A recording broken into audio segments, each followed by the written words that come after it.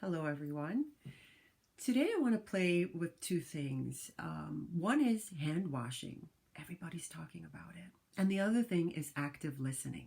So I'll start with hand washing. I've been hearing a lot of people saying, my hands are so chapped. Does anyone have any suggestions for hand cream? And how long do you count? And we're all trying our best to be safe during this time.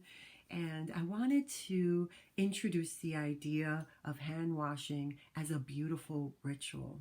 In many cultures, hand washing is a is a tradition, and it's a ritual that is a blessing, actually. So blessing your food before you eat, hand washing as a sign of respect. In weddings, they do it to wash yourselves of anything in negative, and just a welcoming into this relationship. And if you notice, sometimes when your kids shower, they shower for a long time, and they wash their hands and they play with the water. This is no coincidence. It feels really nice on the skin.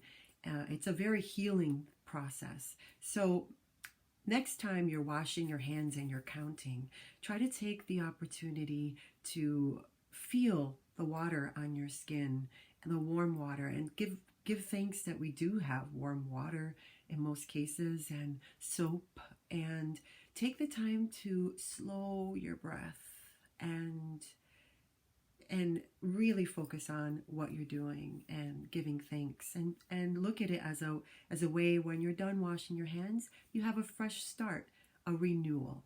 So I wanted to offer that to you, because we're all trying to do a good job washing our hands. The next thing I wanted to talk about and to share is that we're all in tight quarters and really wanting to keep peace. And one of the things that I find helpful in my life, and that I use with my family, my sons in particular, is to ask open-ended questions as a way to understand, and actually as a way for me to be understood as well. Sometimes there's conflict, and you don't understand me and all this. You can hear the dialogue playing, right, in your life. So one of the ways to improve this and to improve relationships is to be mindful listeners, to actively listen. And you can do that by asking open-ended questions. For example, you can ask your son or your daughter, what would you like me to understand about you and what you're going through? And then the secret to active listening is to listen. And you do this by remaining quiet after the question. This is really hard to do at first. It's really hard to do because we're just social creatures, and we feel that we need to fill any void. If you notice, a group conversation, we always try to fill the void. It's not necessary. This active listening and allowing space for thinking, you'll see in the person's eyes, perhaps they're formulating a way to say it to you because they've never articulated it to you before, right? So by allowing that space, you are engaging them in thinking, and also they're getting the message from you that you are in fact interested. But you have to do this in a very genuine and loving way. Hopefully you feel that from me in my sharing with you this experience, this process, that I come with the intention of being helpful in this moment in time through this practice. So I hope you feel that. And that's what the other person on the receiving line should feel, that you are genuinely interested in learning what it is that they wish, that you wish they knew about you. I'm sorry, the other way around. So with that, you don't have to answer the person when they respond. You can just acknowledge, thank you for sharing. Thank you for explaining it in a way that I understand. And even that makes the person feel understood. And you might see a little shift in body language, like oh, I feel better already.